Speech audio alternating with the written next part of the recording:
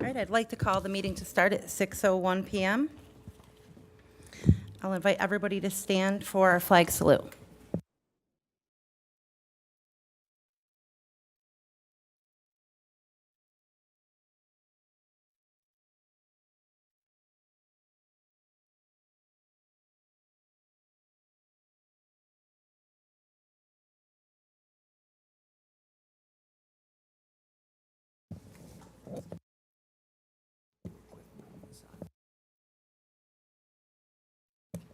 All right, we're going to open up this meeting with a moment of silence in honor of 9/11.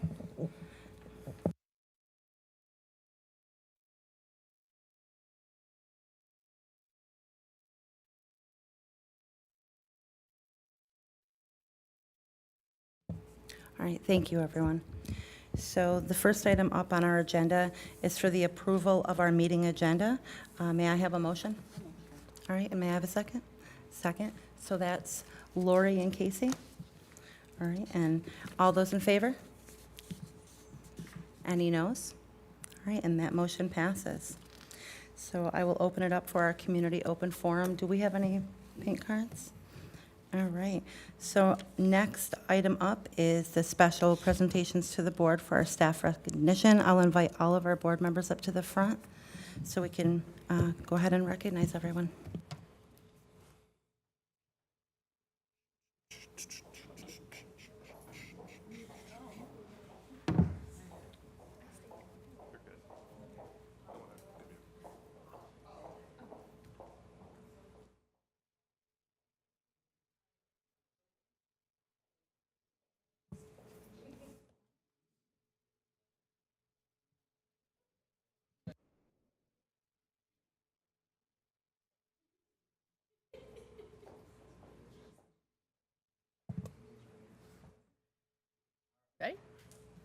Okay, so we are here to recognize our staff who have been here for 25 and 30 years.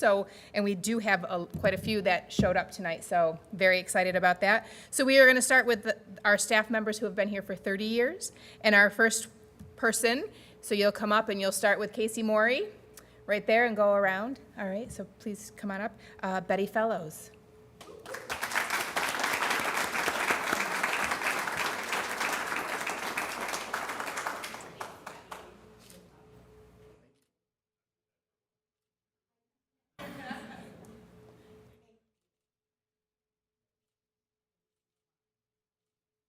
Sherry Hansen.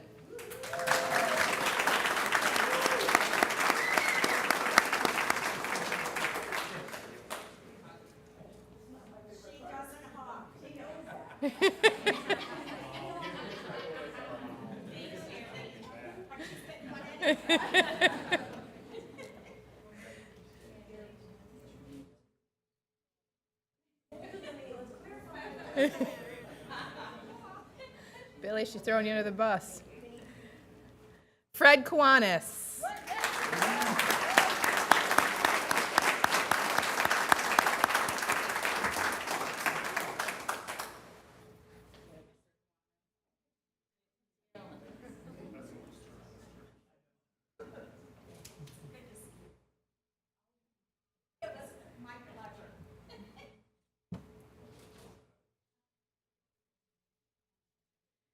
Kelly McCarthy Ziemba.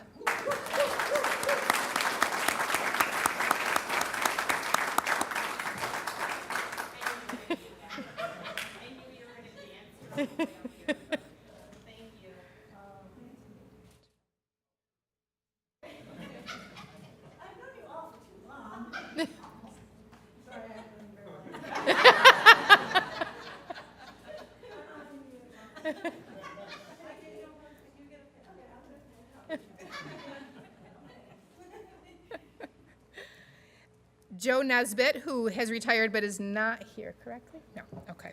So for 25 years, we have Teresa Allen.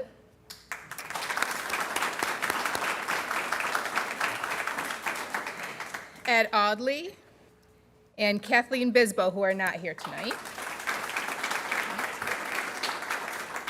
Ginger Cook, who is not here tonight. Heather Gulo, who is here.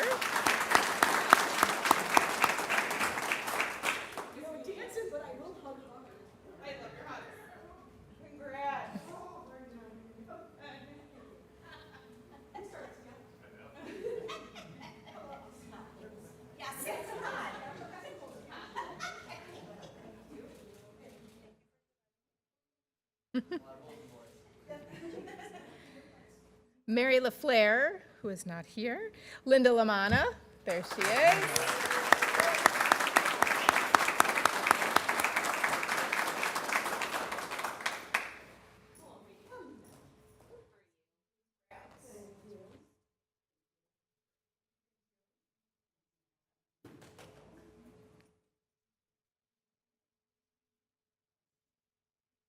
Ken LeBlond. Good job.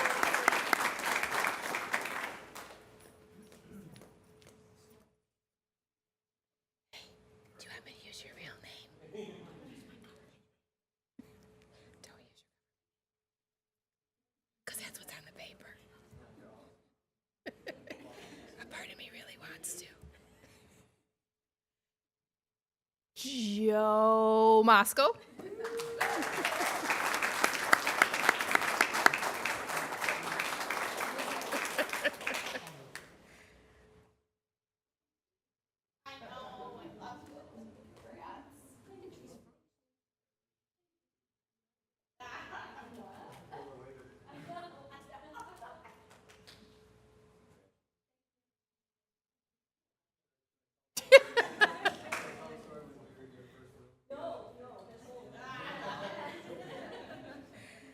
Mary Pandozzi.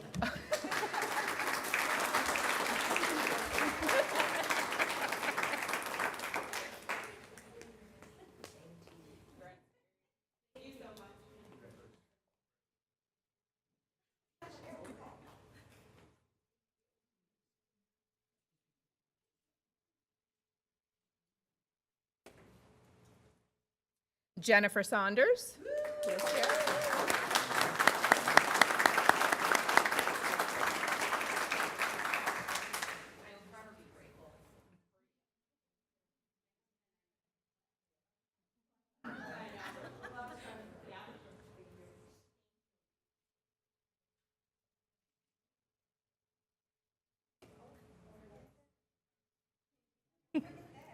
Toby St. John.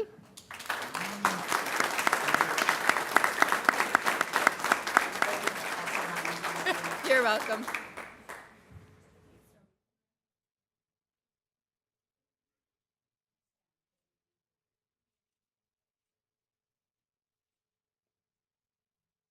Delinda Taylor.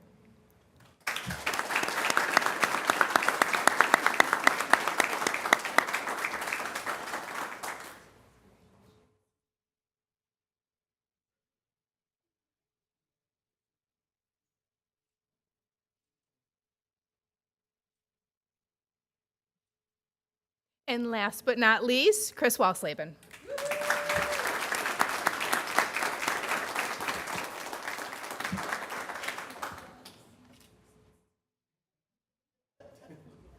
Years separate from 30.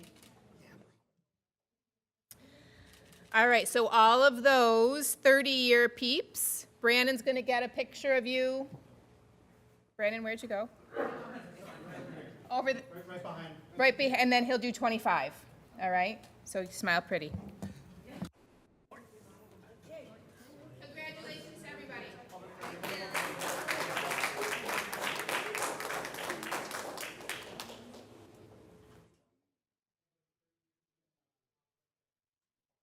When you're done with your picture, there's cake. For anybody who wants. For anybody who wants. Bring some home. Bring some. Right in your face.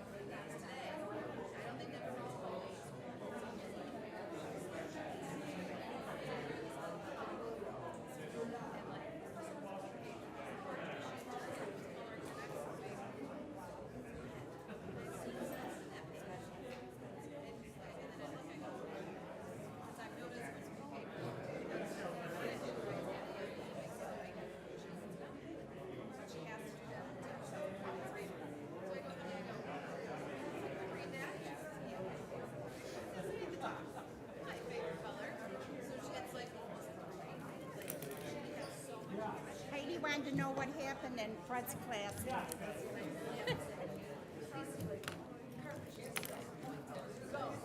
You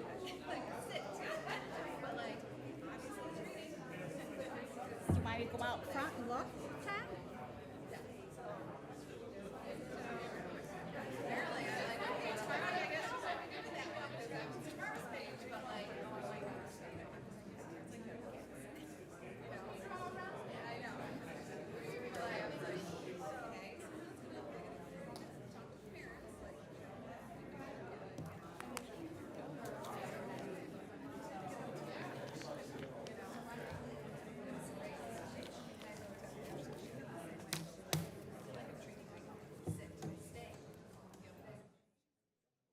If we want to come back into session, we can do so, not just because the Bills are playing Monday Night Football, but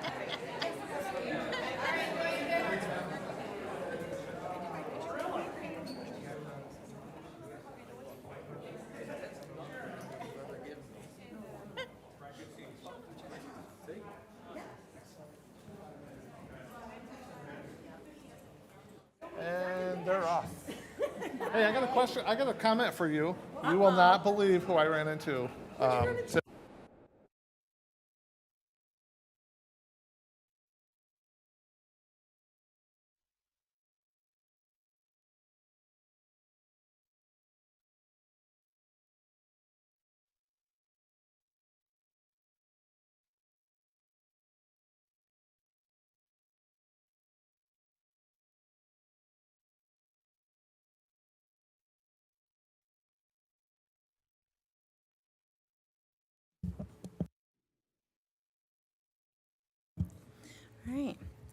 So next item up on the agenda is the fund balance presentation by Ms. Maureen Ladd, School Business Manager.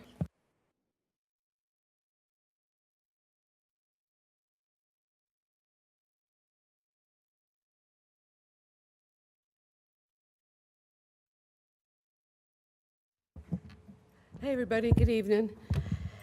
I am back. It's that time of year, so we are basically pretty close to closing the books in the office. The auditors have been in, and our last little decision process is what we're going to do with regards to fund balance. So I put together this presentation. There's a couple of new board members, so I will try to go through it.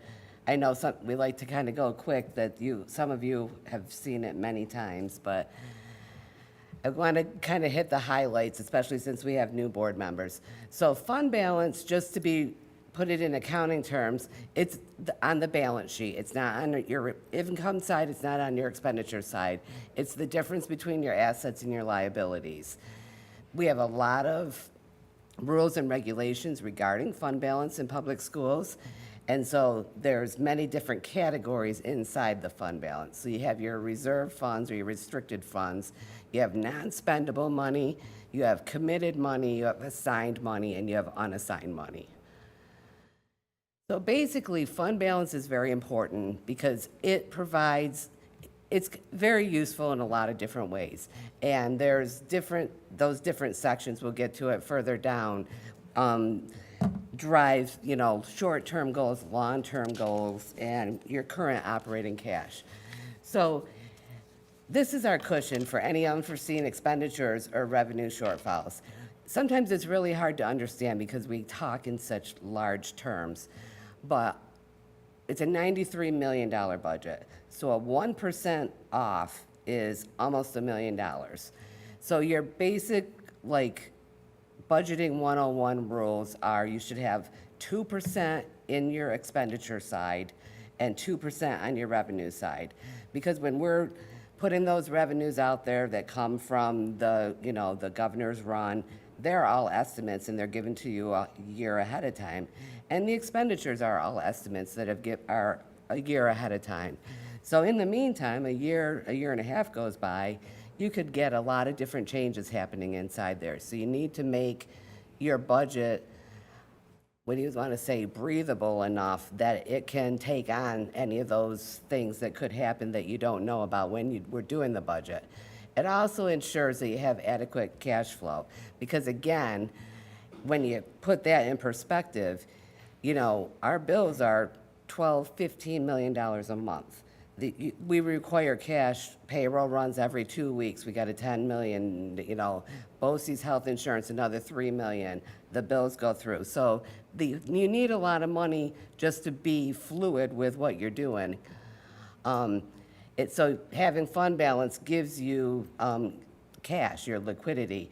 It helps also with your district's tax levy, because if you're not behind in some years, that you can, you don't need to go out there and ask for anything over the limit. And it reduces borrowing and interest costs. Many districts, and you'll see it and learn about it as you go forward, they're called RANs. They're revenue anticipation notes. We're very lucky that we don't have to do that because state aid comes in certain times over the year. And a lot of times there are districts, and it happens all the time, that they're short in certain months. Then the cash comes in after they need it. So they end up borrowing, and then you end up paying interest on that. It improves your credit rating, which is a huge factor when it comes to bonding for purchases. And right now we have capital projects and we borrow for buses every year. And it funds the unbudgeted contingency expenses, which those are basically, we were just talking about it, Tom and I. The biggest swing is special ed. You could get 2 or 3 kids that come in that have, over $100,000 program apiece, and right there, you've done almost a 0.5% of your entire budget. She's being conservative. So I know some districts that have had certain students come in, and one student was $800,000 because it was in treatment placement in a certain part in, let's say, New York City, where the person has to go, which is significant. There's nothing you can do when that happens. And it happens too, even with, student population. You're planning a certain, amount of teachers and staffing, and then all of a sudden it goes up. You have to hire more staff. The special ed too with the TAs. The TAs just come and go, depending on the IEPs. There's a lot of different things out there. And there's shortfalls in state aid. I mean, they might say you're gonna get $51 million, but when you get through the full year, you might be at 49.2, So there's a lot of stuff out there. So how much fund balance is okay? And this is a huge discussion, and the new board members especially, you'll be hearing about this always. When you go to school boards, when you go get your training, when you had your finance trainings for the required courses.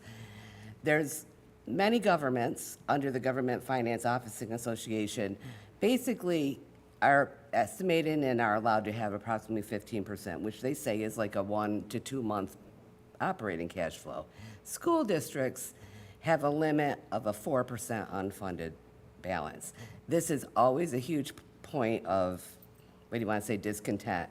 So your school boards, your NISCUS, your ASBO, everybody is continuously advocating for that limit to be increased because it's almost not even doable in this day and age. So fund balance has different sections, like I said. So your unassigned fund balance, that's the part that has the 4% maximum. That is your current operating, that's your cash flow. Your committed fund balance are items that are revenue sources, but it's for the next year or possibly the year after that. And your reserve funds are basically put in reserves for long-range planning. So you kind of have your short, your mid, and your long-term categories of fund balance. What do we have? And I put all of these other items on there to kind of comply with some of the items in our comptroller audit there. These are the restricted funds that are available under the education law. There's a lot of different categories. We do have a little bit of money in the tax tertiary reserve fund. It's currently at $82,350. Are those the only funds that we're allowed? Or Yes, there's no these are the only ones that are There's no allowed. additional ones that you can? No, these are the only ones that are allowed. And then under general municipal law, these are the reserve funds that are allowed. So the first one is basically referred to as EBLAR. It's Employee Benefit Accrued Liability Reserve. We have just over $3.5 million in there. And that's for all those service and termination awards that are given out in contracts when people at retirement. Is there limits on your reserves? Yep. Maureen? Your reserve limits are based on your numbers. So when we run every year at year end, we run our compensated balances. If we were to stop tomorrow and everybody who could retire, did retire, we have I think it's a little over $5.5 million worth of money that we would have to pay out to everyone who's actually eligible at this time. So you try to put some of that into your reserve, you try to put some of it in another area, it's called compensated balances, and that's in our accrued liabilities or in our non-spendables. Maureen, we have some new board members. Can you just explain to them the service and termination awards? Because this doesn't Yes. happen in some districts. So inside the bulk of our contracts, not all of them, at retirement, you get a certain amount of money per year of service and a certain amount of money per sick day. So at the time, a 30-year retiree with 300 sick days, you're talking, could be $75,000, $80,000 when they leave. So those funds, we don't know exactly when they might be due. You know, you don't know when people are going to decide to retire. So you try to, for the long-range planning, this is where the reserves come in. You try to put money in reserves so that you have the ability to pull from reserves if you're so tight in any given year that that's just putting you right over the edge. And that's what they put these reserves together for. They're trying to put money in certain places. The problem with reserves on the flip side, it's great that you can reserve money for some of these things. The problem is, once you reserve the money, that's all you can use that money for. We also have retirement contribution reserves. There's one for the teacher's retirement system and the employee retirement system. Any employee in the school district is going to be in one or the other of these two retirement systems. Your certified positions, that's your teachers, your teaching assistants, a lot of your admin, are in the TRS system. Your non-certifieds, which are basically all civil service titles, are in the employees' retirement system. So this can swing when years are bad in districts because the state basically tells you what your contribution is every year. If it's going up, you know, they say in the 1 year, I think right now it's at 10.8, and they're estimating that next year it's going to be 11.2. So those can swing $1 million every year. So you can pull out of here, not for the payment in total, but for the increase as you budget. So again, it's part of your long-term planning. And we also have a workers' comp reserve, because at any given moment, if our workers' comp consortium were to be ended, and we had to pay out what we have sitting there in our liability, that would be a big number too. So they allow you to reserve for that. So these are the numbers that we have in reserve funds. Any questions? No? So this is what our fund balance looks like, and these are our numbers. At the end of this year, 23, these are not audited. The auditors will be here next month to have them considered final, but they basically are, these are our final numbers. We know that they are. The first set of items is the reserves, and those are the reserves that we have, and those are the balances that we just went through. And then, so that's restricted. Our assigned is basically our encumbrances, and what that is essentially the purchase orders that were in the system at June 30th. So items were ordered, but they hadn't come yet and the bill hadn't come to be paid. And then appropriated, which that 3 million, that we've gone back to 3 million, that's the number that we have sitting in this year's budget, that we're gonna put 3 million of our fund balance towards this year. That helps give you some room on that revenue side of the budget. It's nice to have a little room there. That gives me a little bit more than a 2% on the revenue side.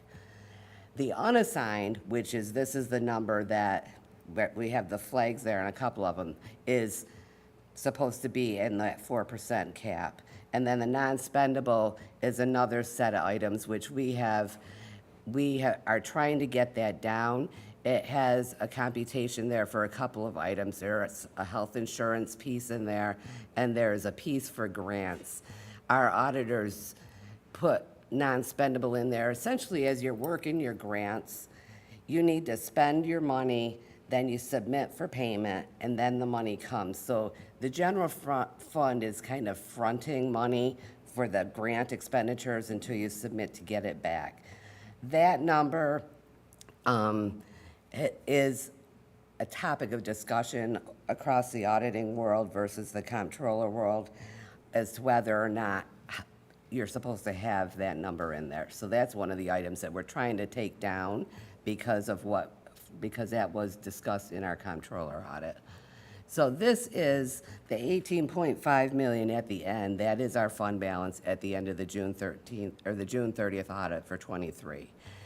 And so what I want to talk to you guys about tonight is the fund balance, the unassigned fund balance, because that 18.5 million, the unassigned, the 4.579 million is 4.92%. So it's a little over that 4%, we've been talking about it. Tom, I talked with Tom, I've spoken with the auditors, but we're thinking that we're gonna let it ride. We could put it in reserves to get us down underneath the 4%, but then we're tying that money up. And as these grants go away in the next couple years, we're stepped down this year, our budget from the Carissa grants, and then next year, we're gonna have to step down off the ARP grants. We don't wanna tie it up in the reserve funds in hopes that we maybe can possibly use it and keep a couple of the positions that we know that we have in those grants. What happens if we leave it like that? Does the state come and slap your hand? They already slapped our hand back when we Well, had the that's the big part, numbers. and I kinda know the answer to right. this. So the comptroller comes around, give or take, every 5 to 6 years. Across the state, all 700 districts will be audited by the comptroller's office every 5 to 6 years. They were here and did basically June of '21. It didn't end until June of '22 or even further on, and the reports came out over the winter. We had our discussions about it over the spring. So they won't be back again for a few years. Well, and my But question has you always would been, be- what are they but gonna the do, audit- fine you or give you a fee? No. No, it's- so nothing. No, that's what I mean. They don't. They basically say you have too much fund balance And don't do it again. and don't do it again. And the auditors every year in our management letters say you have too much fund balance. Well, they 'cause don't even have say to don't do it it. again. They say, we have to tell you That you have too our much. practice is that it's too much. Where it's a joke because all other outside of education, they go 12, 15%. So if you look in our own county of Oswego County, we're low compared to what Right. we put out. They put out And- way more than that. And the mindset for those boards is, I know because the superintendent's telling me, once Albany says there's not going to be any more unfunded mandates, then we'll happily go below that number. But there regularly are unfunded mandates that say absorb those costs or lay off a bunch of people. So. And this is a different look at the other two slides. It's a bar chart of this is Central Square's fund balance in the different categories. So these years, back when they were lower in the 9%, were when we were having some real budget shortfalls. You know, state aid was being decreased, and so we were really digging into these fund balances and using them. And so we've started to try to get them back up. And then the board made an intentional decision, went back here in 20 and 21, because we were being told with COVID that they were taking away, what was it, 20% of our state aid. So we intentionally left our fund balance sitting there, and again, we're basically doing it intentionally again, but it's just not as much. And this is basically the practice. So these are all the districts I just took Oswego County, so these are our peers. So the orange lines, you can see the fund balance as a percentage of their expenditures. So Central Square is the second one. This is us.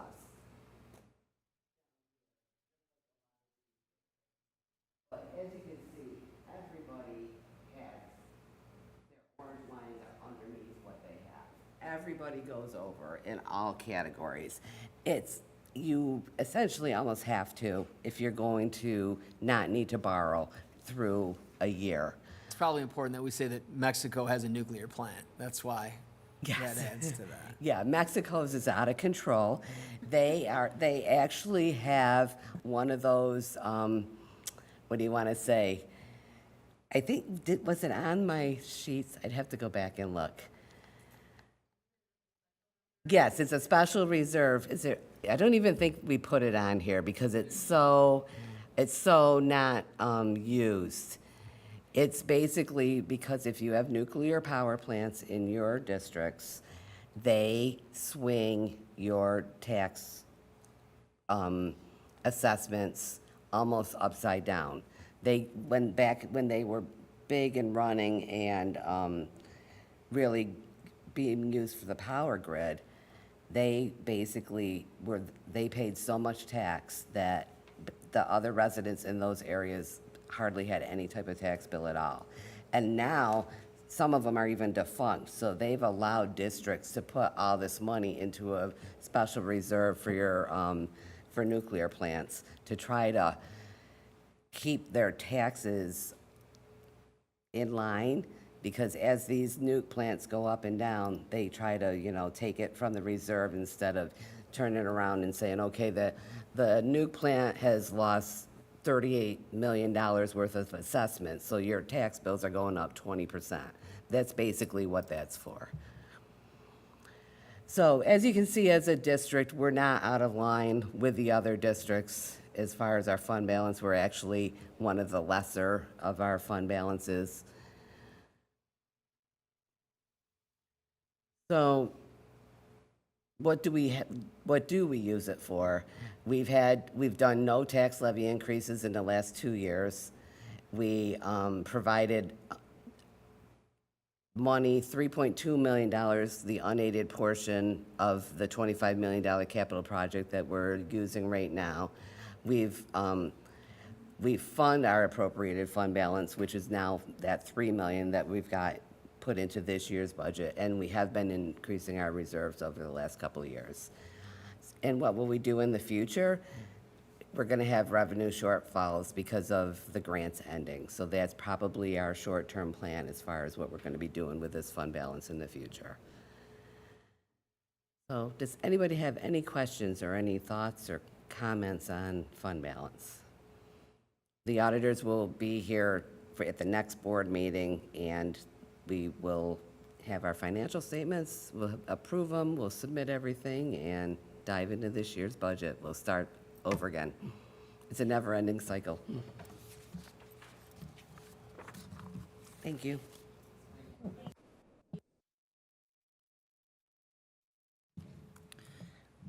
All right, so next item up on our agenda is, So before you do the personnel.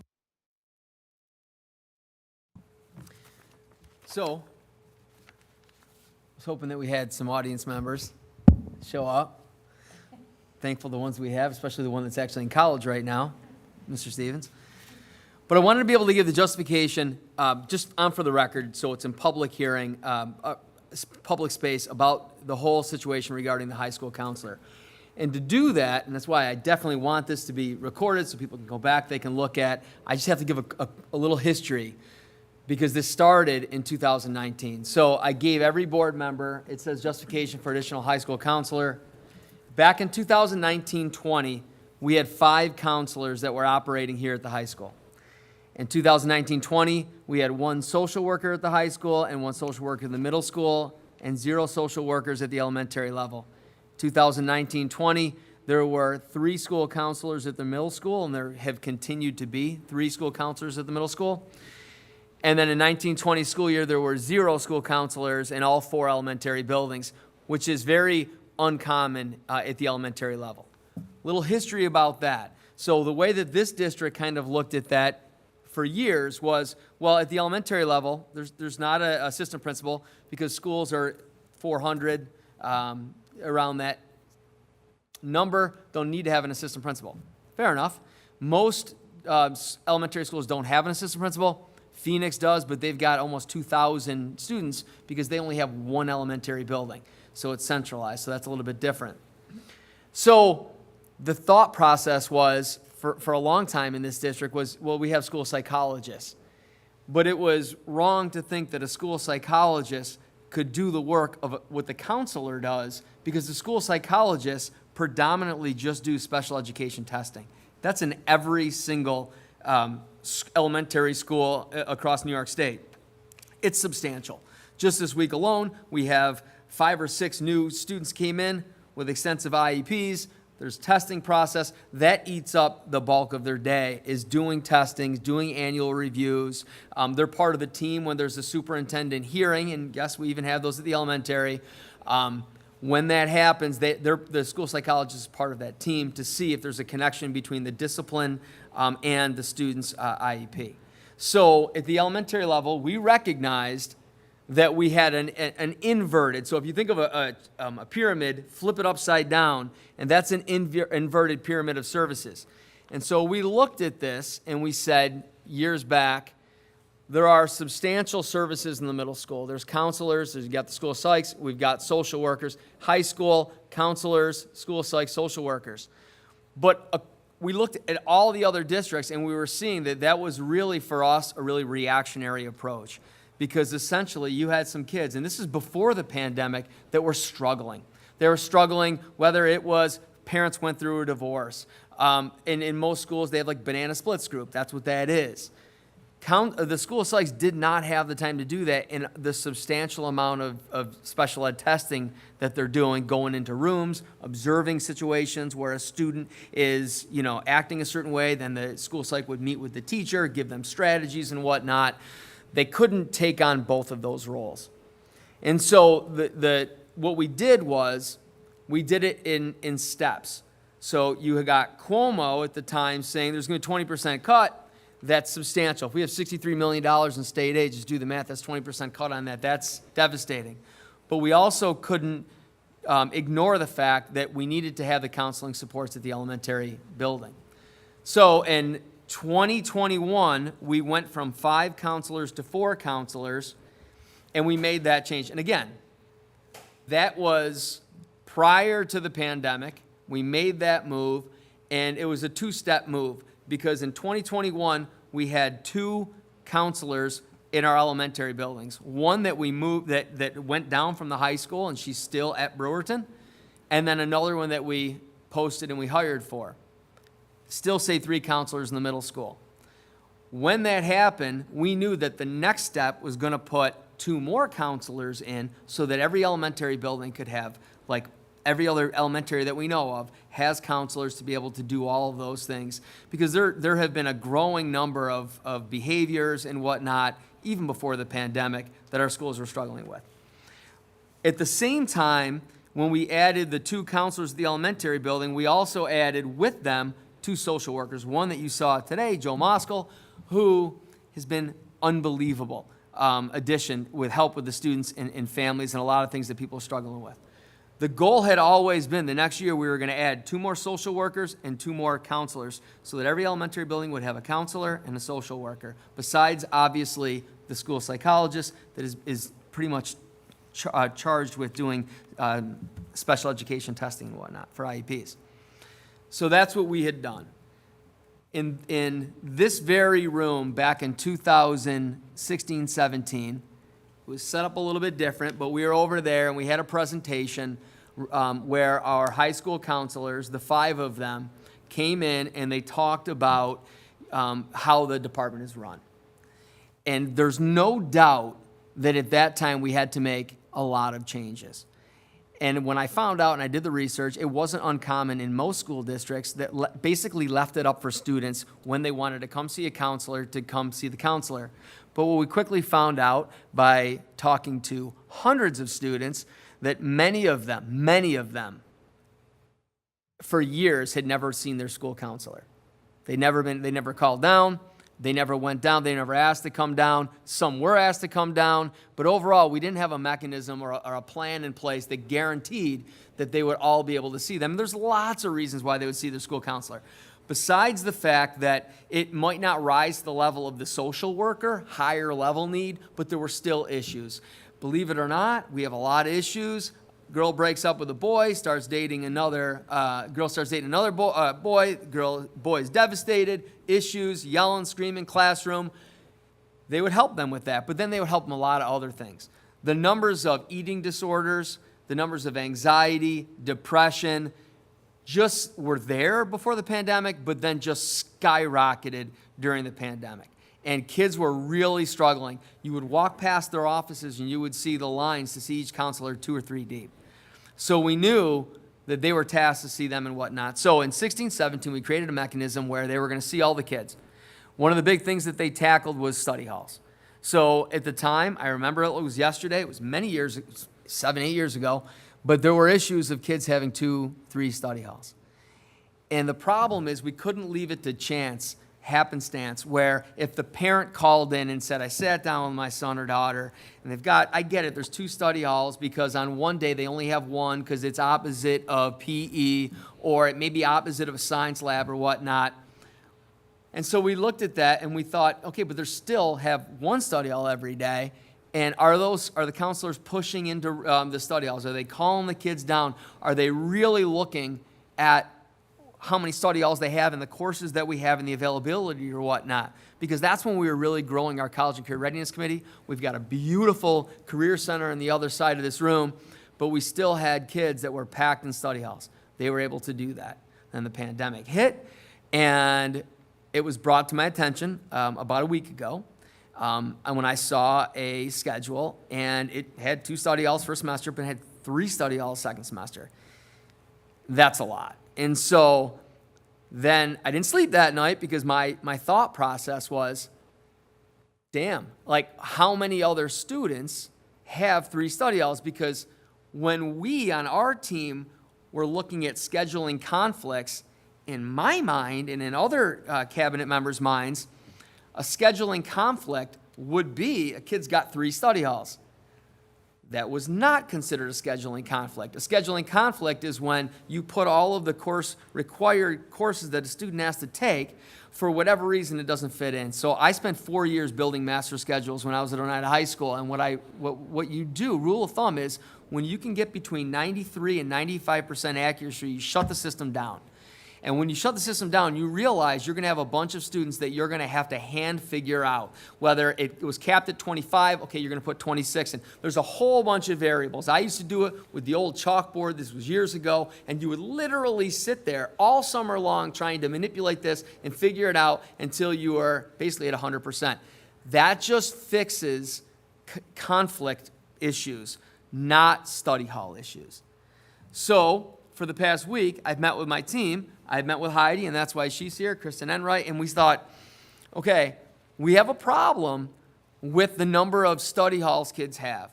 Now, let's face it, in a perfect world, every parent would sit down with the kid and they would look at the schedule and they'd say, okay, you've got this many study halls. All right, what is your preferred career pathway? You know, what are you doing when you're working with the counselor? Oh, you haven't gone down to see the counselor? Okay, you need to go see the counselor. You need to figure this stuff out. You need to see what electives are available at that time that we can make sure this works. That's a great parent. I'm not saying the parents that don't do that aren't great parents, but they're busy with life, and they're working, and they're doing a whole bunch of other things.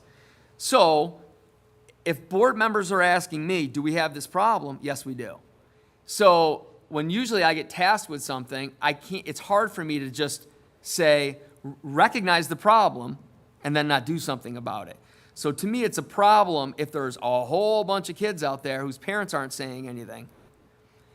Are we just saying, well, they're not saying anything, so I guess it's okay, and then we see all those. Now, for some kids, parents argue that they want their kids to have 2 study halls. That's when they play sports, they're in band, they get their work done there. But at least it needs to be a meeting. So when we looked at what the state says is that the required cap that you really shouldn't go beyond is the ratio is 1 school counselor per 250 students. We are at 1 school counselor for 272 students.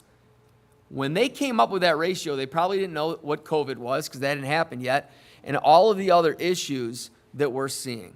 And I don't want people to think, oh my God, he's giving this doom and gloom. I'm always talking to the other superintendents. The number of violent fights, the number of drugs, the number of vaping. Maureen put that up about, unencumbered funds, cumbered funds, like what we can do in reserves and whatnot. No one ever knew, what's vaping? Oh, we're going to have to hire more monitors and TAs to be in the hallway near certain zones because we hear parents say kids don't want to go into the bathroom because kids are vaping in there. So all of that costs money. So we have to figure out how we can do this to get people to go in, to regularly go in so those kids know that that's a deterrent. We looked into the vape things. That's a whole nother conversation. I don't want to get off on the topic here. So when we looked at this and we looked at all the things that we're tasking them with, we quickly realized that we have a system in place right now that's not going to be able to address everything that we need to address.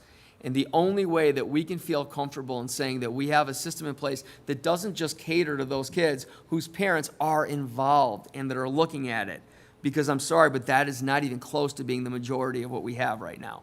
We have a lot of parents who are expecting that their kids are going to be called down, that it's going to be figured out because they're busy.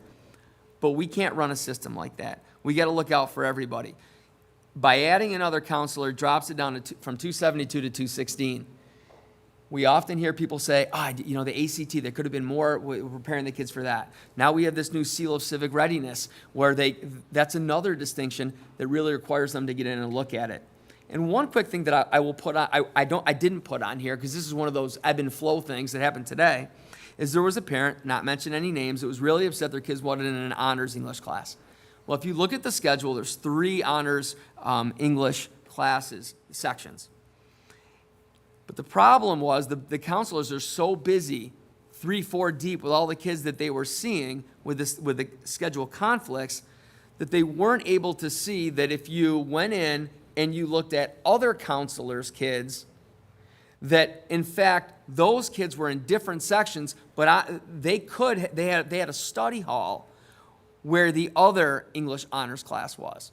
So by figuring all that out, Kristen Enright is a genius when it comes to scheduling. And again, she can get in and look at that. Our high school principal is dealing with 1,000 things with her team, because literally if you walk past the high school offices, there's always an investigation going on every single day about something that took place on the bus, possible drugs, fighting. Someone had their sneakers ripped off them and they ran, there's constantly in this high school and in all high schools, because I talk to superintendents, they're constantly investigating, as they should be, to figure out, okay, what happened and what not. Now, some people can say, but you have a school resource officer. But until it becomes an issue of police, we cannot use a school police officer. It has to be done this way first. Just like before we had school police officers, if it was a situation of behavioral or fight, you didn't call the police because Ed Law says, no, that's an administrative thing. That's not them breaking the law, and that's a whole nother, that could be for a whole nother board meeting discussion about the differences between school administration having to handle something and then when it becomes a police issue. The state of education was very clear about that. So when you look at all of these things, the question comes down to is why rush this? Years ago, we had to do some Hail Mary passes, and I was always stressed out about doing that because we had to make some real big changes about 7-8 years ago, whether it was closing CSI, looking at it for swing space, a lot of things that the district had to do, and we did. I don't like putting any board members in a situation where we're going to be creating a new position, a new school counselor. Why can't we just tell you all right now, and then you can vote on it at the next board meeting? And the reason for that is we have one board meeting a month. That next board meeting is October 10. If we did that, then what that means is if the board on October 10 approved this, then we have to post this for 2 weeks. If we have somebody that was down at the that went from the high school to the elementary, they wanted to come back, and all things considered equal, they can 100% do that. So then what eventually could happen was one of the elementary counselors bounces back to the high school, makes them whole again at 5 like they were in 2019-20, which then opens up an elementary counseling position, which then means when we're posting that out externally, people will want to know, am I applying for a high school counselor position, which is substantially different than an elementary and even still different than a middle school counselor? So that process there would then bring us probably into November, and then possibly after we got committees, we interviewed, and we found a really good candidate. Because we're not going to just we're in the middle of the year to find somebody really good. We may not. Then we wouldn't do it. Then we would continue to post it to try to get the right person for that spot.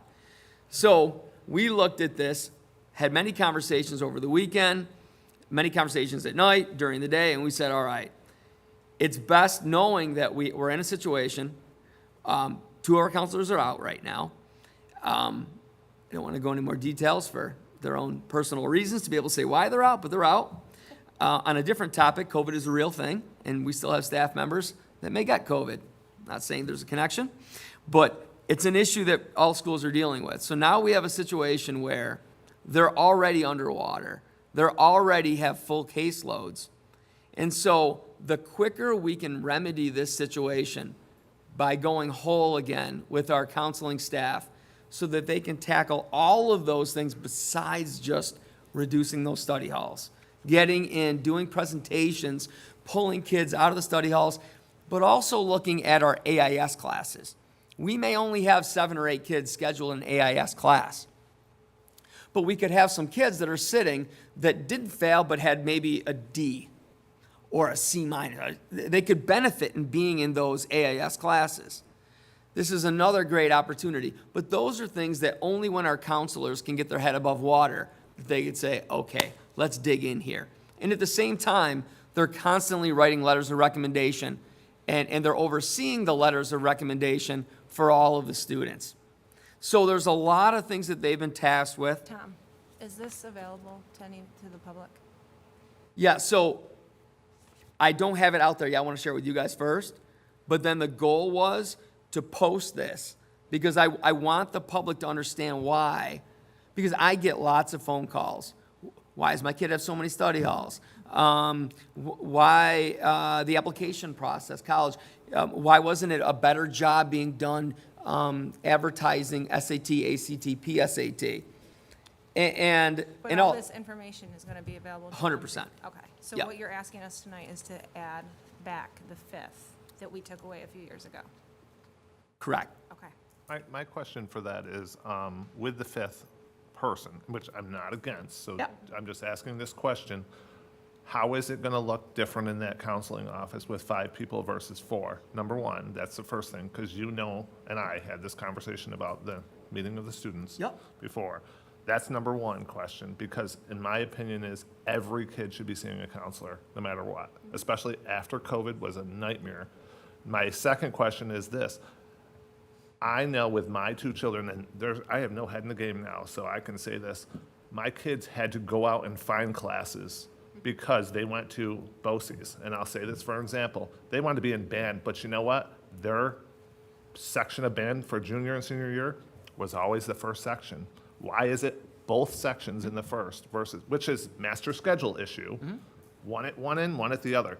That's common sense in my opinion. Yep. You know, so I'm not saying that I'm against it. I'm saying that I really feel that the master schedule needs to be looked at on where you're putting these classes. Because, for an example, the English you just talked about, if you have them both in the first 2 blocks, you've cut out 150 kids that could qualify that have gone to We you know, don't. something So else. they're not. I'm the just using first- it as an No, example. right.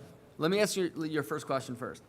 So every counselor has been seeing the kids minimum of twice. We have the programs to be able to see that they are doing that.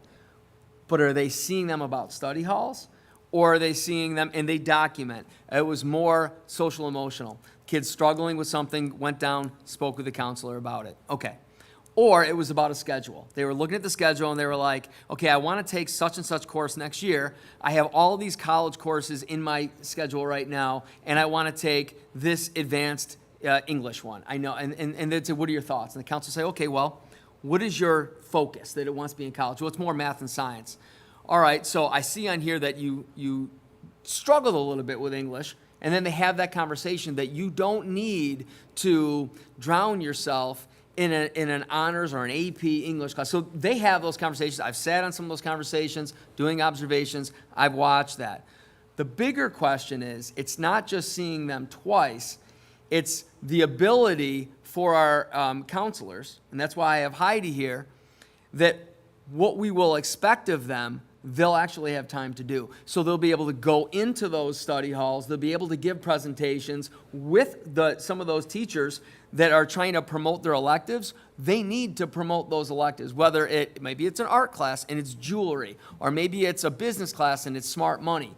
So it'll give them the opportunity to not only meet with them twice, but it will really require them to have conversations. When you see kids that have 2 study halls, the question is why. I literally want every single kid and their parent spoken to if there's 2 study halls in their schedule. I want the parent to say, no, we're aware of this. We see it. I'll use him as an example. I had a conversation with Andy Martin when his kid had 2. But if you looked at the schedule and you looked at some of the niche courses that his son had, he understood that. But I definitely wanted to make sure when I saw back-to-back study halls. And I had the same issue with my daughter and son, where, and I'll say, for example, their band they couldn't do, but they had study halls. And my kids are not ones that like study halls at all, so they're Sure. different.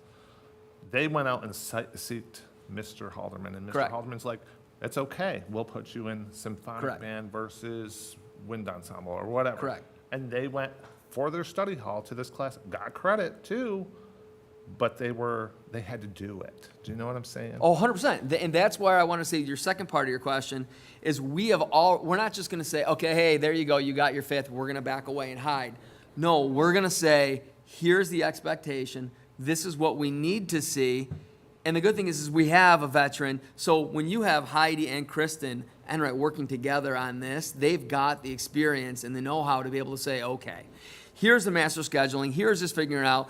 So part of your day, I want you to not, you're seeing kids, that's important, but your caseload just got substantially reduced. So what are the conversations you're not only having with the kids, that's great. And people sometimes, I think, give kids too much credit. That, well, it's a young adult, the parent needs to be part of this. The parent needs to be able to say, well, hold on a second here. Billy, you're taking the easy, you say you want to go to college, but you're taking the easiest math, right? But sometimes this goes the other way, and I've overheard really good conversations where the parent would say, I want my kid to be in top 10. So I don't want him to take the most challenging math. I'm okay with the lesser one. But then they say, don't you remember when we had the College Career Readiness Committee and Mr. Calbufo brought in a bunch of college admissions people? They look at strength of schedule. Oh, what do you mean by that? Blah, blah, blah. So maybe a 9th in the class doesn't really mean something when you're comparing it to number 9 for Skaneateles or Fayetteville Manlius and things like that. So then those conversations can happen. But the problem is when they're constantly, I told one of the counselors today, full transparency, I won't say who, but I went in to see 2 of them today, and Dr. Sweeney was in there, and when I said that we were going to be putting this forward, they pretty much started tearing up. And one of them said, I'm behind 250 emails right now. I just had 8 students just move in, all have IEPs. We've got 24 hours is the rule in New York State to get them into classrooms all set up, which is ridiculous. It used to be a week. And so they're massively overwhelmed. And then when you get people sick, you get whatever, and you lose a couple of them. Well, is it necessary to have a counselor or something else? No, That's so my other- good question. We addressed that when we added, so now there's 3 social workers at the high school. We are in need of a counselor. Well, I was just, like you were just saying about admissions, registration. Yeah. Is there more help needed? And I'm just asking as a question, is there more needed in that area? No, and I'll tell you, so it has nothing to do with what Shane, our registrar, God bless her, she does a great job. What I'm talking about is it requires the school counselor to be able to look at this, be able to look at the IEP, be able to break it down, and then to help build the classes that they can have. That's what the school counselor is trained to be able to do. So we would be handcuffing ourselves to get a 4th social worker when we need the 5th counselor. Oswego is our size. Well, I'm not saying as a counselor, but maybe a more directed job description. Like the counselor is for that section of special ed or something to that.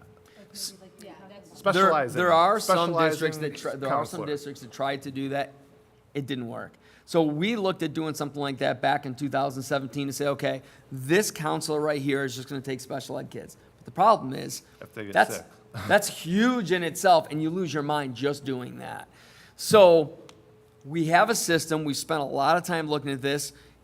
Aaron has spent a lot of time with if you want to, Aaron, touch upon the counseling plan that is required and how that kind of aligns to what we're talking about right now. Because it definitely plays a role. So before COVID, we were charged as the state of putting together a school counseling plan. So it was myself, Kristen, Liz Sorbello, Tim LaRose, and a group of us worked with Sean Finnerty from SUNY Oswego and had to put together a counseling plan that addresses the school counselor role. So it's not just academic, which is a lot of what this conversation is, but they have 3 real roles within their job description and roles of a school counselor. So it's the social emotional aspect, it is the academic, and it's the career. So there's certain avenues and kind of action steps that they have to take, their documentation and all of that that goes into all the meetings, not just one-on-one, but the tier 1 stuff. So going into classrooms, promoting schedules, promoting career, working with the career center and things like that. So that is one thing that Heidi and I kind of talked about getting off the shelf and looking through that again and kind of tweaking if we need to tweak, or just refreshing that. So that happened literally, I think we finished it right before COVID, and now it's time to revisit it and just refresh everybody's mind about, it's not just looking at a schedule. There's other aspects to the kids, and especially in a high school, getting them ready for post-secondary, school, career, whatever they're going to do. So that's kind of it aligns their job description a little bit better. There was a time that Oswego City Schools had 6 counselors, and they were a little bit smaller than us. Then they reduced to 5. Then they were like, you know what? We can maybe reduce to 4. Or right around the same time we did, they quickly went back to 5. And so the reason for that is when you look at all the responsibilities, and the game has changed. I'm going to be 49 years old. From what was expected of our counselors and what was expected for pathways, if I showed you what it looked like in 1991 for pathways for graduation, and you look at it right now with the Advanced Regents Diploma, with the CELO Civic Readiness, all of these things, and then parents go, hold on a second here. My kid could qualify if they take this class, it's a different pathway, where my kid's struggling, right? My kid can't pass Regents exams. The problem is this: we have 4 counselors trying to do the work of probably 5. So you're asking good questions now, and you asked good questions prior to this, because you want to know, justifying when we're looking at the fact that COVID money runs up at the end of this year. I get that. And that's why when I met with these guys, and I had them all around the table, and I said, Heidi, Kristen, Aaron, this isn't Tom Calabufo's decision. I can't have a situation where we have the number of study halls that we have right now and think that we're putting out the best program. And I can't look a board member in the face and say, oh, no, it's not going to happen again. Because it totally is continuing to happen with the numbers that we have. And so, Heidi, I don't want to put you on the spot, but if there's anything that you want to add to the conversation, if you want to come to the podium, seeing that you also oversee the counselors, feel free. I would just say that I completely agree with everything you said. Our counselors for the last week have a goal of talking to all of the parents of our new registrants, speaking to the students, 3 of whom have come from outside this country, so they do need some additional supports and testing to get them started. We want to get their schedule as correct as possible right from the start. Unfortunately, we were down 2 counselors this past week and right now, so it's just been very challenging. This time aside, moving forward, we have a lot of conversations about the best practice, because our students deserve the best. We need to have more than just a survival mentality in our day-to-day work. You and I spoke earlier about a certain situation, and I said, it's not even there's only so many hours in the day. We're down to there's only so many minutes in the day. They are just running and putting out one fire after another fire. They never can get to that proactive mindset. They're always reactive in And how one we're thing you handling just it. sparked my mind is 8 years ago, you had 5 school days to get a kid. When they showed up, you had 5 days to get them enrolled in your school. Now that's different. You have 24 hours.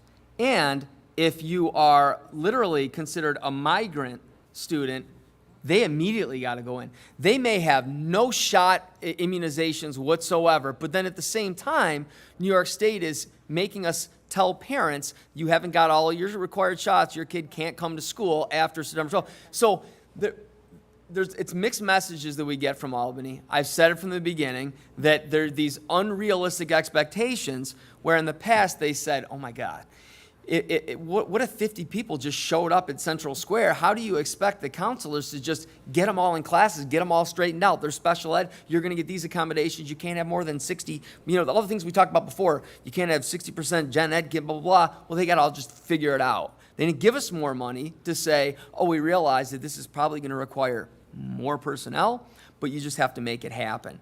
And every year, year after year, the state comes up with these ridiculous expectations, and we just have to accommodate and move forward. That's what I call the unfunded mandates. Do you have anything else that you want to add regarding the counseling situation? No, I really appreciate the support that you always show the high school and our district, and that I understand it's an investment, and I understand, from Maureen's point of view, the idea that funding does end, and there's a lot of pieces to that to consider. But at the end of the day, we also have to offer our students the best opportunity to have that experience that we want them to have.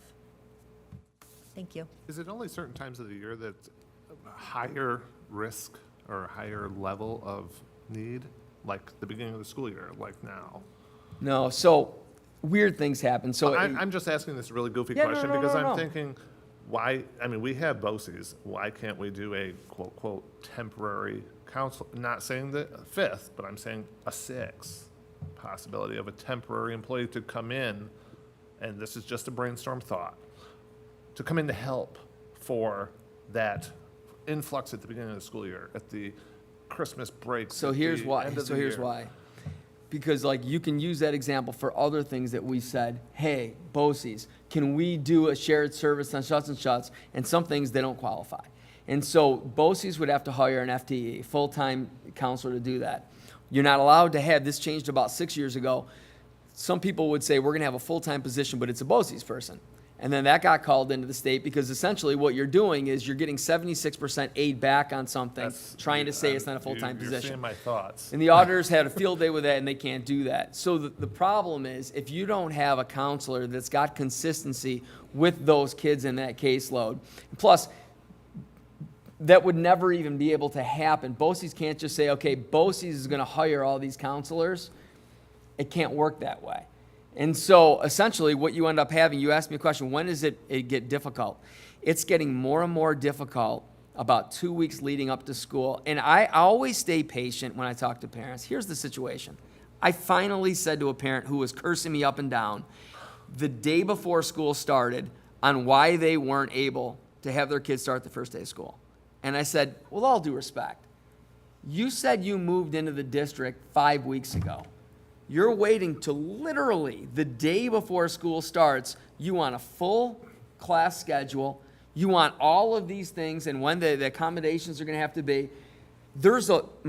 My registrar said, Tom, let me work on Labor Day. I said, no. She would burn herself. I can't say, no, you're gonna come in.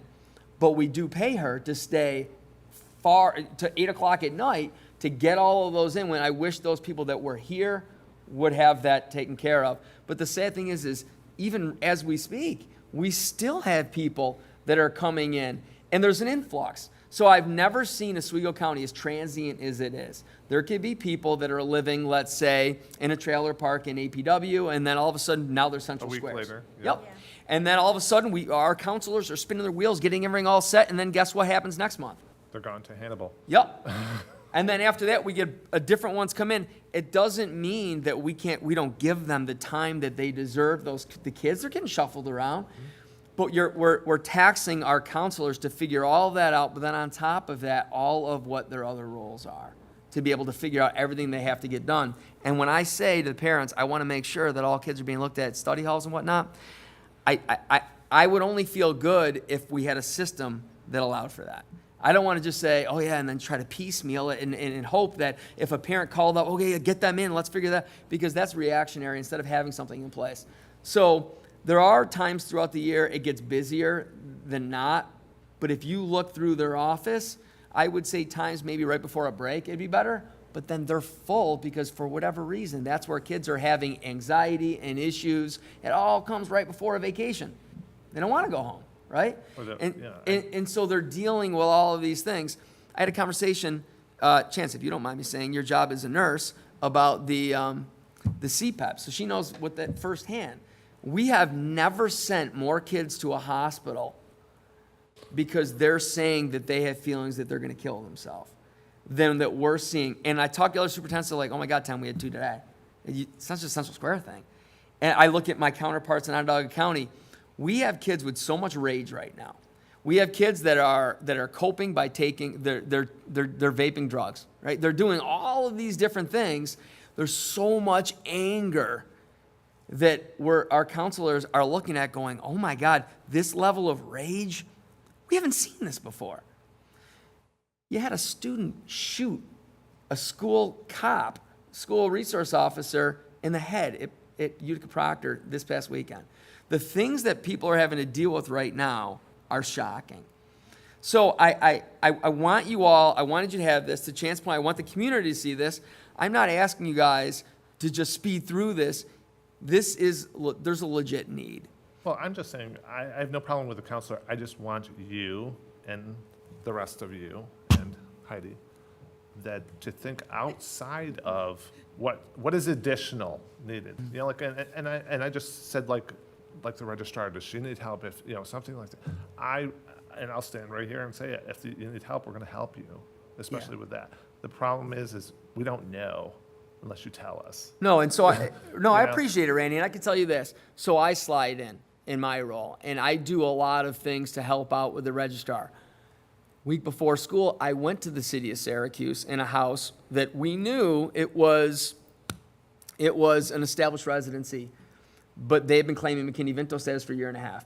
So that means we were sending a bus all the way out deep into the city of Syracuse, deep into it. So I just showed up there.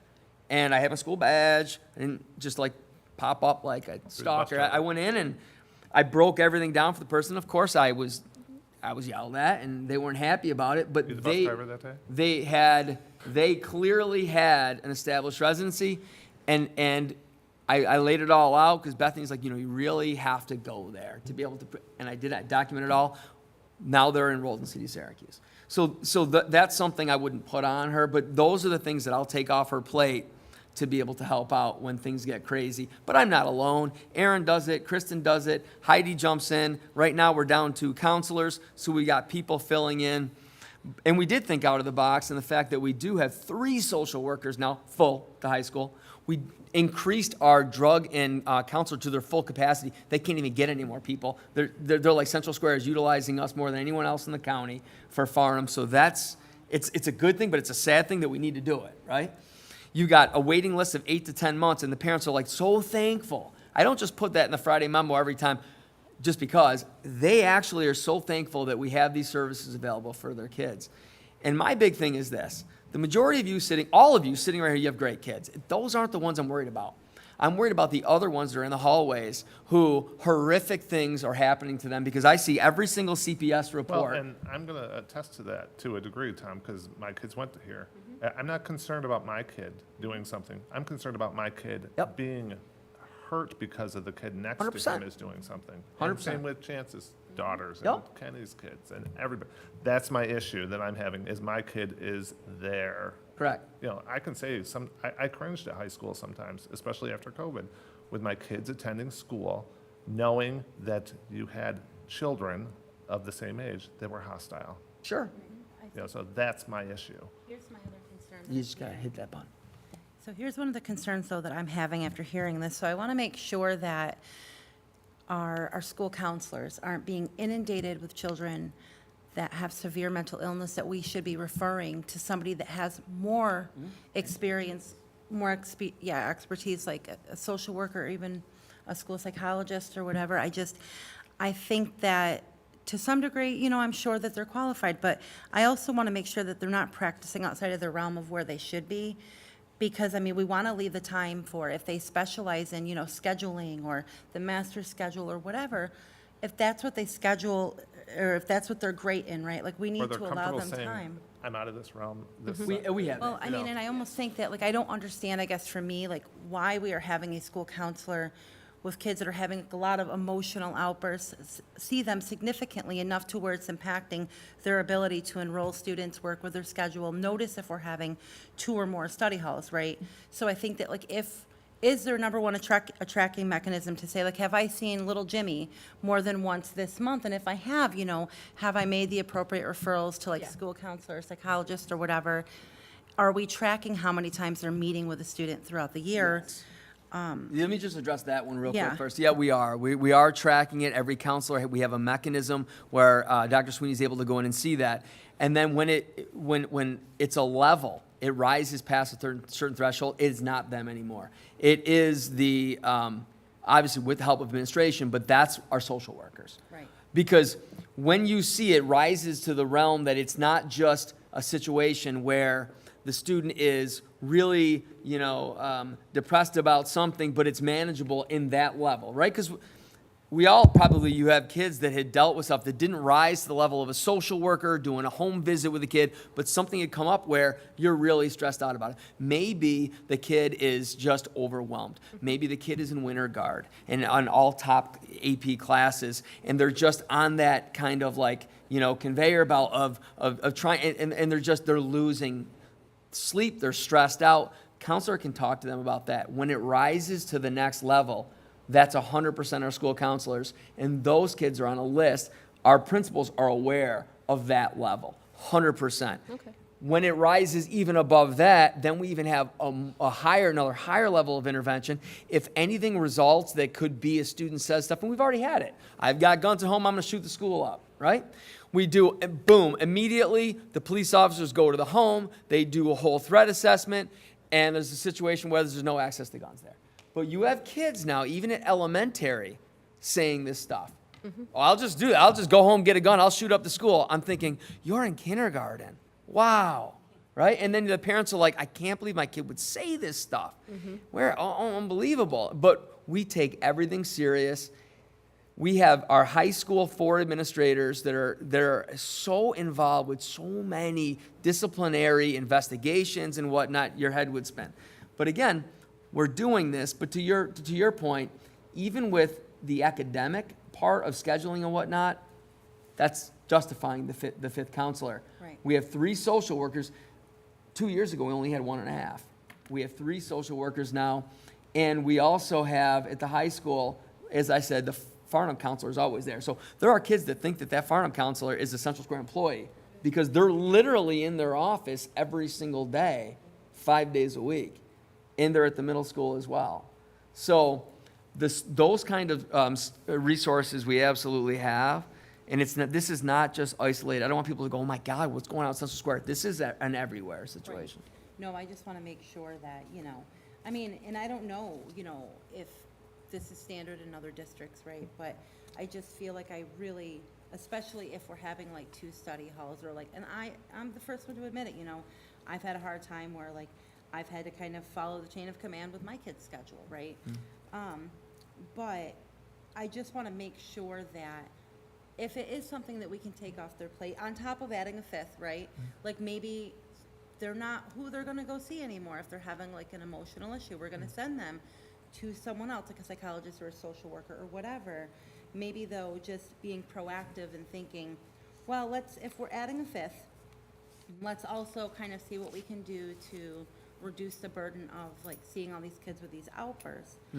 But then I guess just lastly, I'd really want to make sure that we're doing a follow-up kind of study to see if it helped, how effective is it, and then do we need to revisit this? Is there something more that we need to do, our own master schedule, right? Just maybe, this time next year, maybe circle back and say, oh, this was the data before we added this 5th counselor, and now this is the data after to kind of. I don't even track want to our- wait till the end of the year. I want to if we can do this and get this going and get a good one, I want to be able to do a full presentation in the spring to be able to say, we weren't able last spring to be able to do such and such. We've gone into this many classes. We met with this many kids. We reduced the number that we have this many kids that have 2 study Ls, but their parents were aware. They looked at it. They were okay with that. I want to be able to go with concrete data to the board and say, hey, here you go. Okay. Because if I was a board member and I knew that parents are calling you guys going, my God, my kid had three study halls. What's going on? Yeah. I want you guys to then, I would want to hold the superintendent accountable to say, okay, what mechanism do we have in place? And how are we going to deal with that? No different with all of our data presentations about literacy. If a year from now, we still have kids that are struggling with that literacy, then what we put in place did not work, and that's on us. Perfect. So I guess I have a few follow-up questions, Tom. I mean, we talked extensively about this, so you're well aware where my concerns are. I guess the first thing, piggybacking off of what she said, to the extent these counselors are inundated in things that other people can be handling. I know the conversation 3 or 4 years ago when we had reduced, there was a lot of talk in the presentation about responsibilities that could be, passed on to other areas, and we were trying to alleviate their schedules because we were putting into place that minimum of two meetings a year. And, you know, the goal that no student would have more than one really study hall, so two would trigger some encouragement, whether it be from the counselor or a teacher or something. Someone would be encouraging any student with 2 or more study halls to be filling their time. And so naturally, that was kind of what provoked the discussion that we had.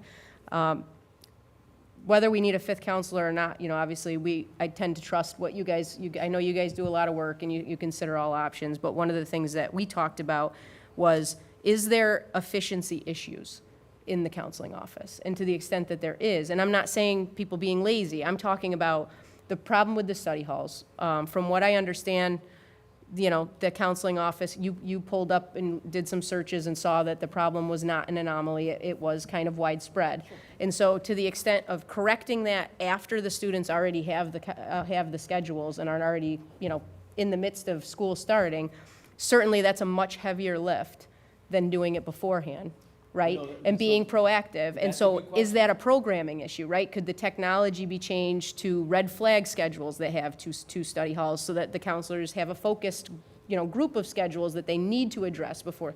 Things like that. Like, are there things that we're missing or that could be done to help the counselors in terms of, you know, I don't have to do all this work on the back end to react to the problems. Can we be doing things beforehand that prevents the problems from ever occurring? So I don't want to misspeak for the counselors. Heidi, if you, because Heidi and I were having the same conversation. So the way that the process works is all summer long. So the counselors are 11-month employees. So they have days over the summer that they have to work. They also have days that they're on summer vacation. Becomes a little bit of a balance to make sure that we always have people there, but they have a certain amount of days. I believe it's 11 days, right? 10 months, 20 days. Okay, so it's 10 months, 20 days, 20 summer days. So each one has 20 summer days. So in order to be able to make that work, you may have some kids come in that's not their kid over the summer, but they're covering for that. But Heidi, if you can touch upon, so they're not hearing me say it, if you can touch upon the process of what they're doing all summer long with this conflicts, not talking about study halls, and then the amount of time that they have when they figure out how many study halls they have, that would give these guys a better idea. Go ahead. Sure. So throughout the spring, we're doing aspects of master scheduling. It starts really in late January, early February.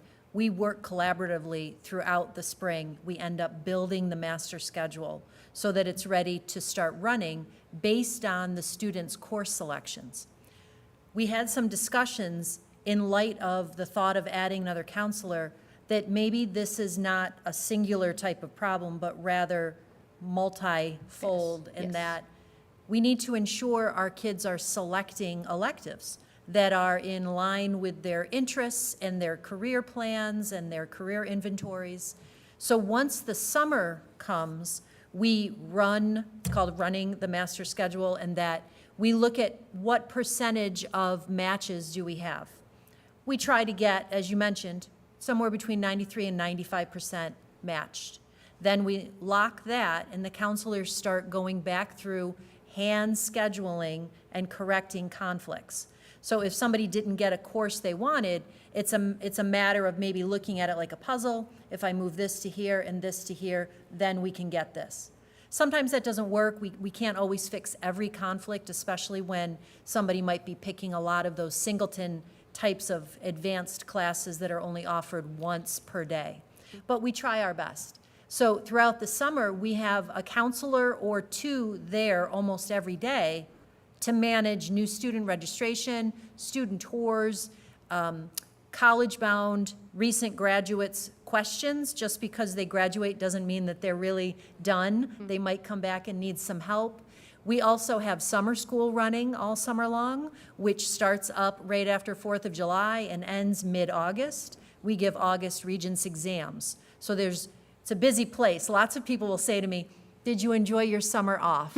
And I think, I sure did. I don't even try to get into explaining how busy we are in the summer. Then post-summer school is when it gets really busy. So summer school typically ends at the end of the Regents exams, somewhere around August 16th or 17th, and we have 2 weeks where the clock is on because the kids are coming on this day, and we have this much time to finish resolving all the conflicts and making any changes from a student who was successful in summer school or maybe not successful and having to go back and make a change to something, and then run all those schedules so that we're ready to open school. And that has to all happen.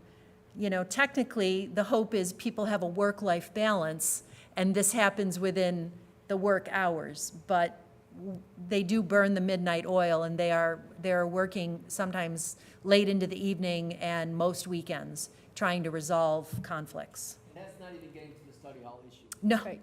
not yet, not yet. I would love to say, and it's a priority to look at study halls between August 16th and September 6th, but at that point, it has just become a challenge to say that our folks have the time to look at that, and it should be a priority. They should be running the report that shows more than two, less than two. You know, there's capacity to run all sorts of management reports, but it's challenging to say, well, my expectation is that you've done all this, when it's just survival mode with the caseload that they're trying to manage to. Right. And so I don't want to confuse what my comment was, because it was not meant to imply that there's nothing going on in the summer. My comment was more, you know, and I'm not saying that's what you were responding to, but they're busy year-round, and I get it. And that's why my question was more focused on is there things that can be done that don't involve the human? So for instance, when that master schedule is locked, you know, is there a way to, instead of students picking 2 electives, could they pick 4? So that maybe those study halls would naturally be filled by that master schedule, at least to have some elective. Now, if that student comes to school and then says, well, I really wanted my first one, I don't want my 4th one, you know, at least it's not an autofill, so that the kids that aren't going to speak for themselves or aren't going to have parents that step in at least have a class on their schedule. And so that's what I was referring to. It wasn't really whether there's more human interaction that can be done. No doubt, like we could, you know, and I'm not, again, this isn't really related to whether we need a 5th or not. I'm not really disputing, if you guys say that that's needed, you know, then. Didn't you just say before I had her come up about the priority of when you wait, it gets to the point where it's almost too late when they have their study halls? Yes, but I was asking, you know, are we considering things like, you know, is there a way to program the scheduling system, the computerized one, not the one where the humans step in, to not, like, to red flag or to highlight a schedule that they couldn't solve the problem and now has 2 or more study halls? Or, again, if you put in more electives, would that reduce that number? And so that the computer's following rules, right? So the schedules that it's spitting out is following a series of rules. And so I'm just wondering if there are rules that can be changed in the technology aspect of scheduling. 26 years that have allowed that.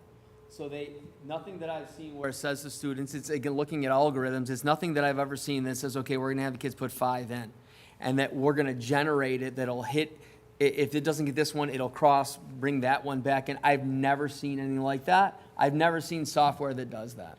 Is there a way to build like some programming in or some like built-in intuition where instead of auto-filling, you know, 2 or 3 slots, that it only allows for one autofill of a study hall for each one? I mean, I don't know. Well, if again, Steve I'm Patch not- was here, he'd say that's AI and ChatGPT. Right. Build the master schedule.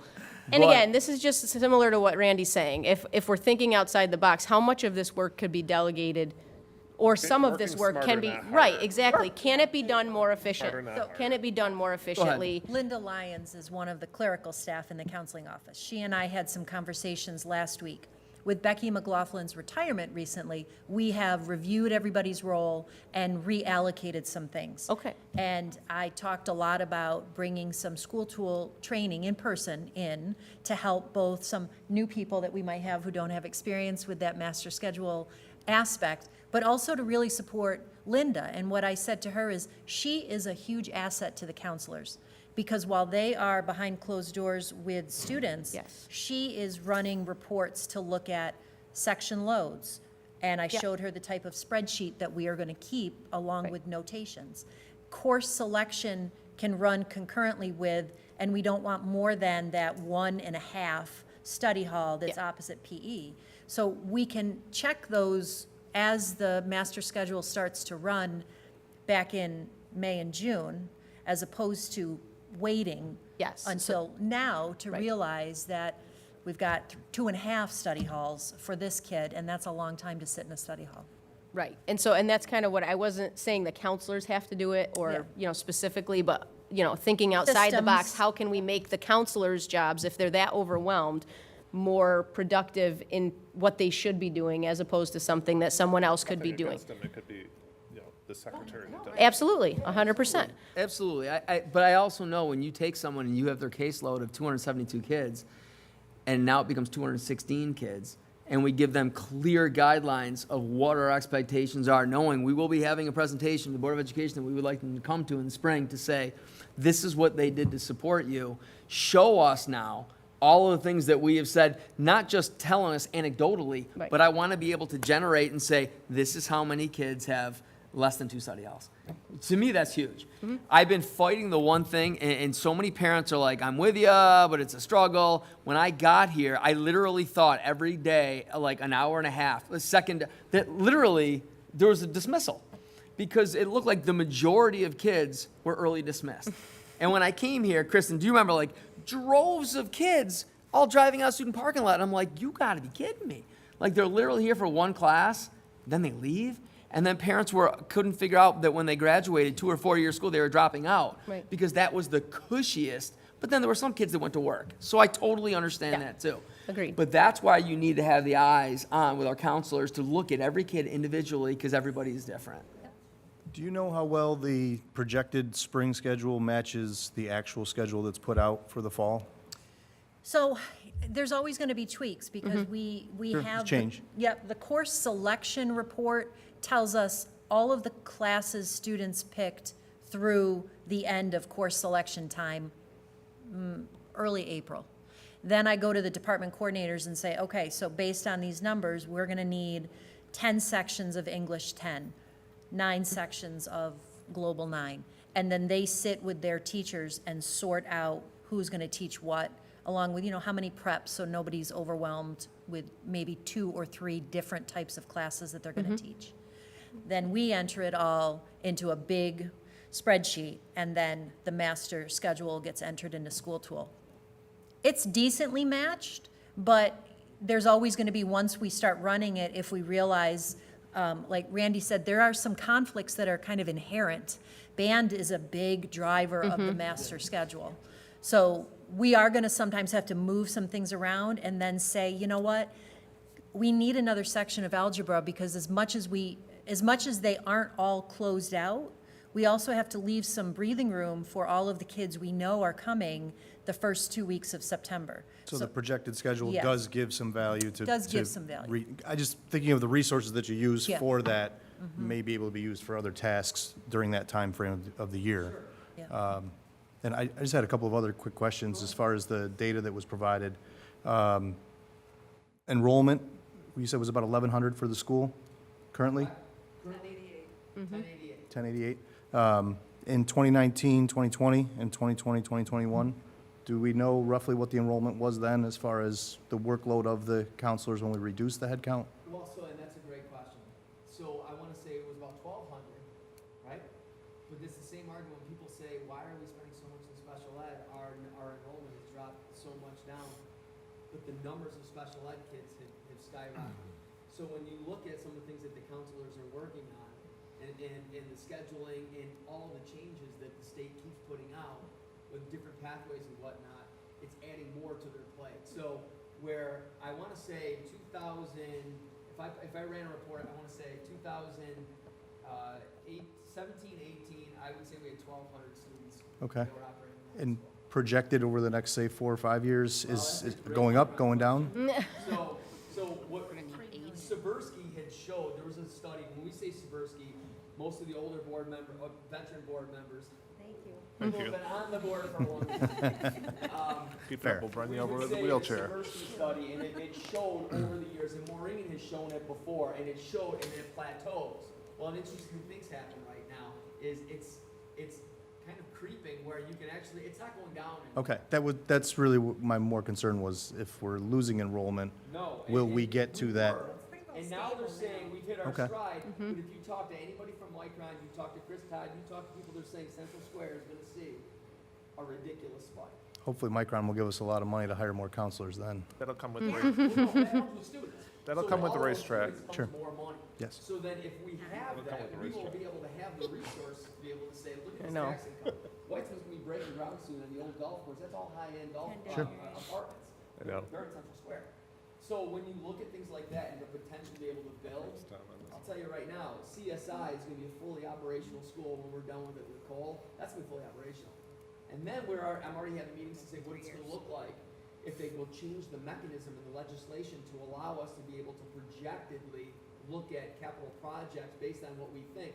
We can't just all of a sudden show up, there's 2,000 kids here, we're gonna be like, it's gonna be like Branch Davidian, where we're gonna have all these outdoor things set up for them. So those are things that we're constantly looking at, but we're finally at a place healthy-wise where we're seeing numbers that are gonna be coming back. We have room for pods, like BOCES. BOCES is putting in pods. There's a lot of room. BOCES has not been state approved yet. to I do know, those pods. but there's still one there. Well, no, all the new ones, because they were Yeah. gonna be all pods, so all that's staying. in So place. when we, instead of Branch Davidian, we'll just do pods. So that's what I mean. So right now, we're about 1 in 350 is the average for the state.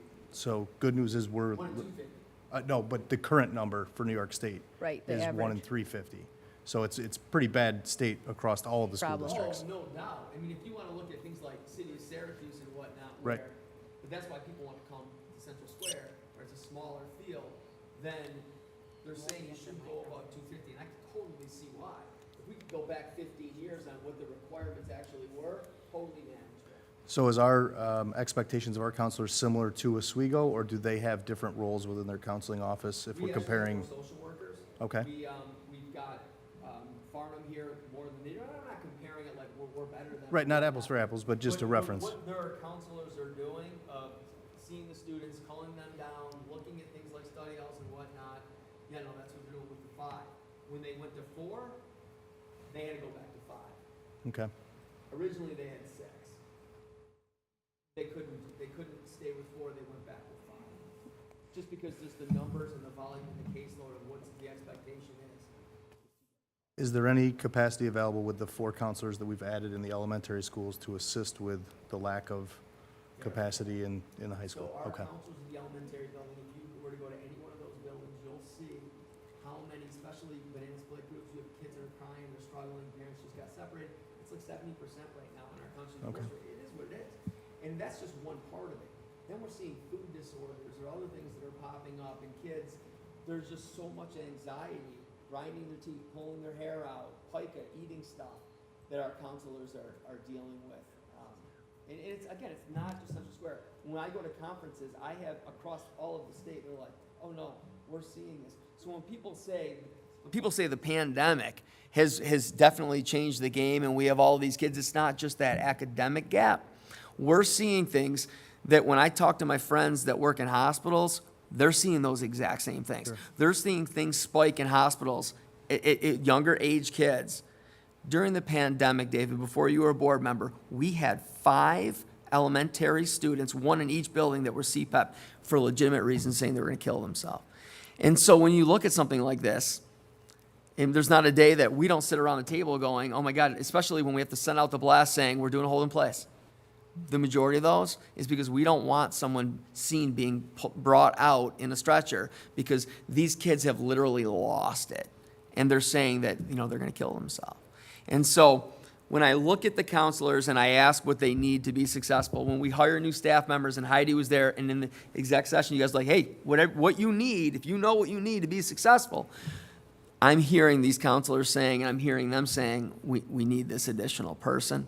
For me to not put that forward now, yes, it was an eye-opener last week, because in my mind, when I was thinking scheduling conflicts, I naively thought that was the study hall issue. No, they were spending all the time, and legit, it didn't fit into the schedule. So when we looked at that, and I came in that next morning, I was shocked at how many study halls there were. But then I was also, when you just ask them honest questions, they're very honest that they're just overwhelmed. So some of those things, yes, we can put at social workers. Some of those things we can put even higher level, like, services that the county provides. But there's still going to be the level of the. Have to address yeah. themselves. All right, thank you. Thank you, Heidi. Thank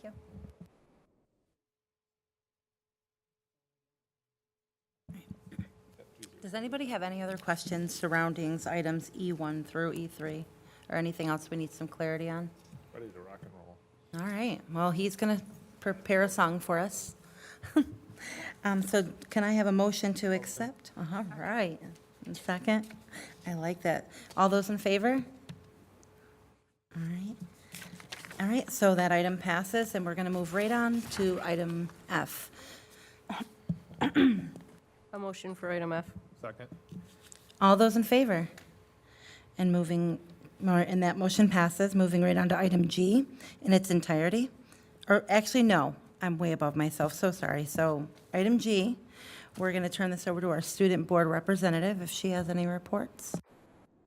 I just wanted to go back to the conversation about the guidance counselors.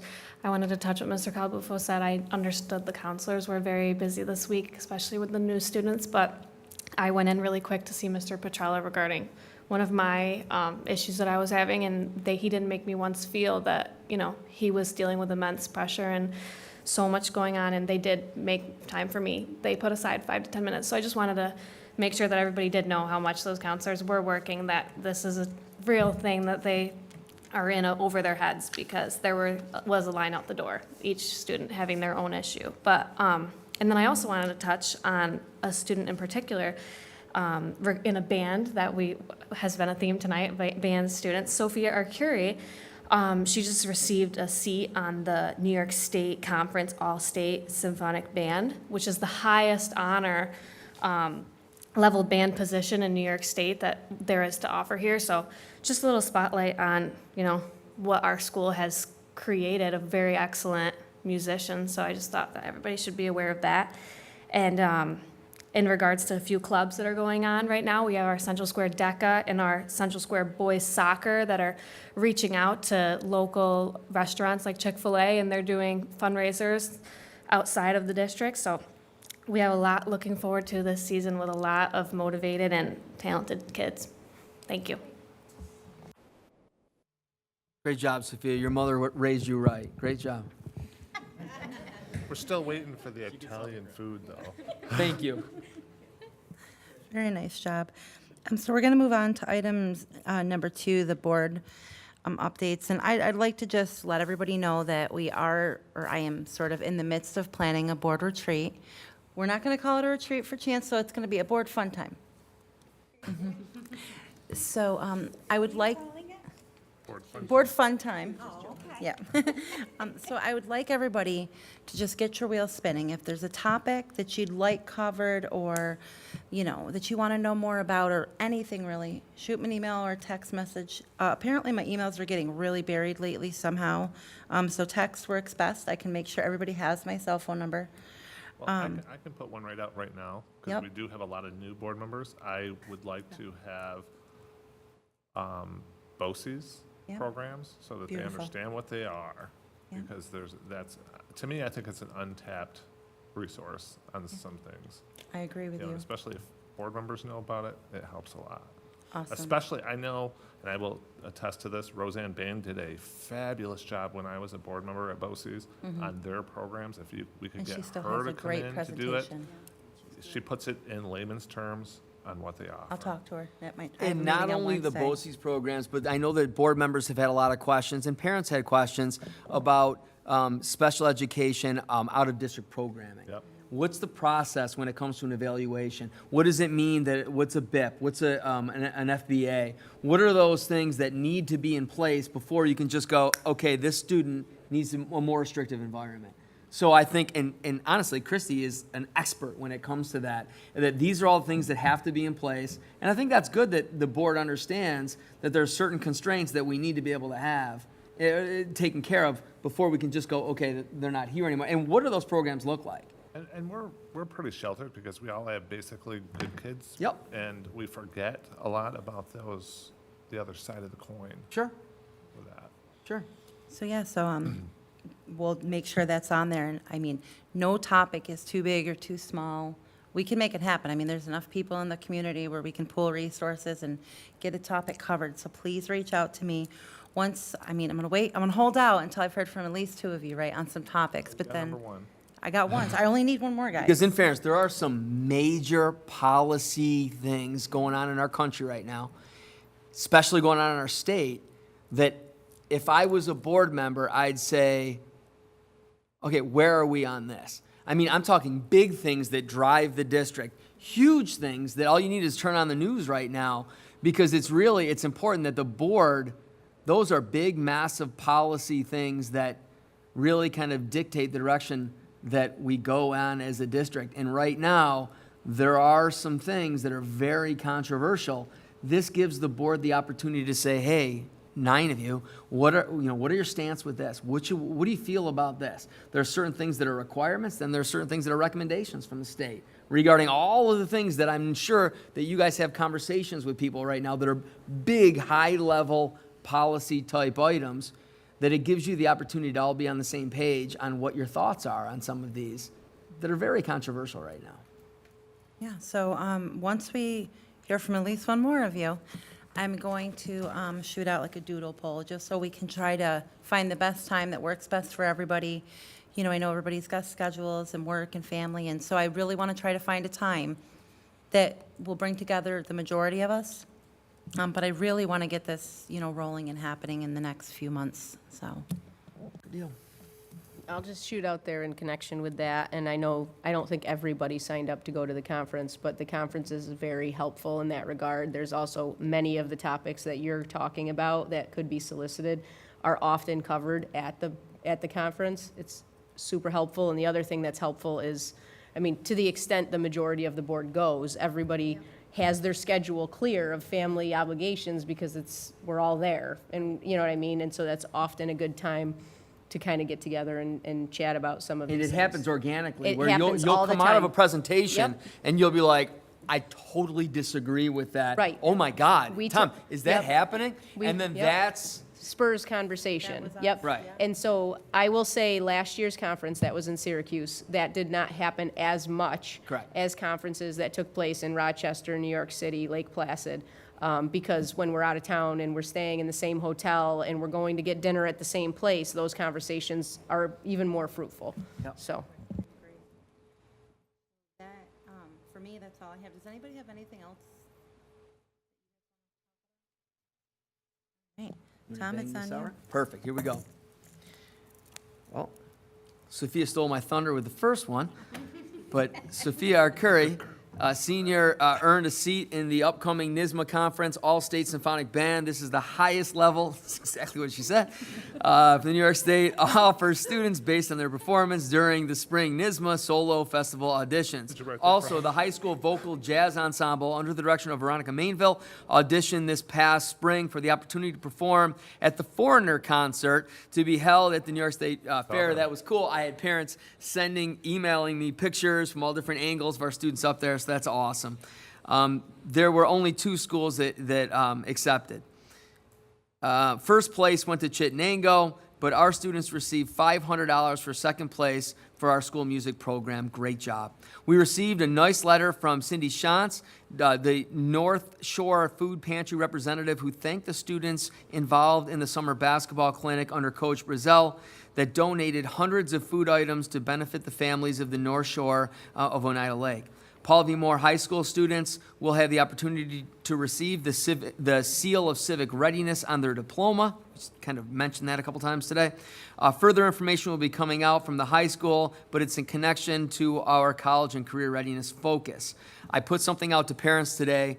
I was really reluctant in doing this because I don't want people to get that whole fear again about COVID and whatnot, but I was getting calls from parents, and I wanted them to be able to see the same message. And I was also getting calls from the nurse's office. There were some upset parents that wanted to know why we wouldn't test students if the parent asked us to test the students. We no longer have that limited site laboratory LSL license, so technically we can't test students. We can test staff, so why would we test staff and not students?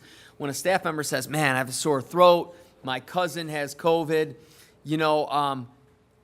if the nurse can test me, I don't have to leave and then try to get a sub, and the students would go without. I don't want to disrupt them. So we can find out within 15 minutes. Nope, it's not COVID. Okay, you're fine. With students, we would have parents say, yeah, I got an elderly person, the grandparent lives with them, blah, blah, blah. Can you just test them? We can't. However, we have enough tests right now, like 7,000, and then the state is now replenishing all the school districts for free to be able to provide parents an opportunity, and it worked today. I spoke with a mom. She called me on my work cell. She couldn't test. She was a little upset about that the nurse couldn't test the child anymore, but she came in, got the test, went to the car, tested the kid. 15 minutes later, negative, kid's fine. So again, that saves them. So it's trying to, like, find the middle ground, because we know how hard it is to go and to make an appointment and whatnot. So if you hear from anybody, why can't we continue that service? That's because it's illegal for us to test students. And I know why the state's doing that, because the first time you tell a parent, oh, it's positive, your kid's got to be home for 5 days, and then they're going to challenge that when technically we didn't have the license to be able to do it. So that was that. Some parents didn't realize that the state still has in place, if you actually have COVID, you have to be home for 5 days, and you can come back to school on the 6th day if you're fever-free for day 5 and 6. I just wanted the parents all to have that, because I figured enough of them were asking me. I hate still having to talk about COVID, and I know some parents probably looked at that and it made them a little uneasy, but I didn't want some parents to get the information and others not, and I told the nurses I would share that. Part of the reopening plan that we always have on here, I just again want to address and make it public that all you have to do is click on district, click on COVID page, and you see all of where the money we put in for the COVID, the relief funds, and how we're utilizing that. And a lot of that was with the social workers, additional counselors, and extending Farnham. So that's always an item on there. Yep, looking down through here, and that's all of my report today. All right, awesome.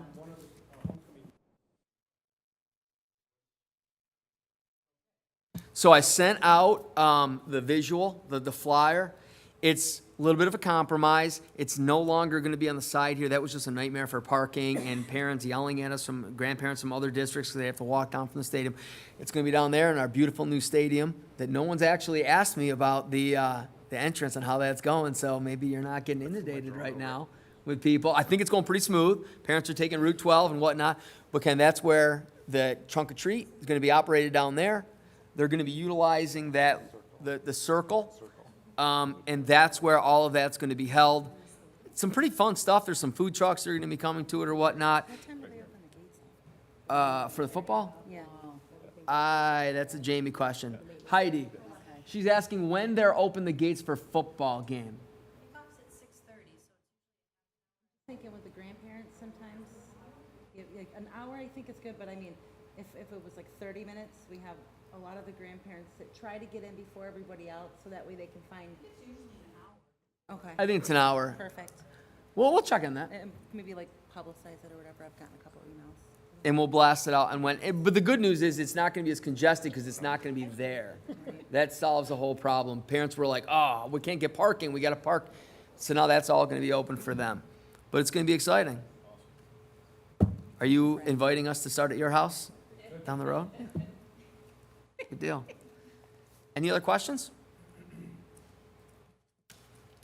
Good deal. All right. All right, and I'll on make- that look, I'll make a motion for H. yep. Can I have a second? Second? All right, we have 2 seconds. Awesome. All right, all those in favor, other than Chance? All right, and that motion passes. I'll Moving, make a motion to adjourn. thank you. Second, all those in favor of leaving? And that motion passes. Have a great night at 8:01. 8:01. 15 minutes kickoff.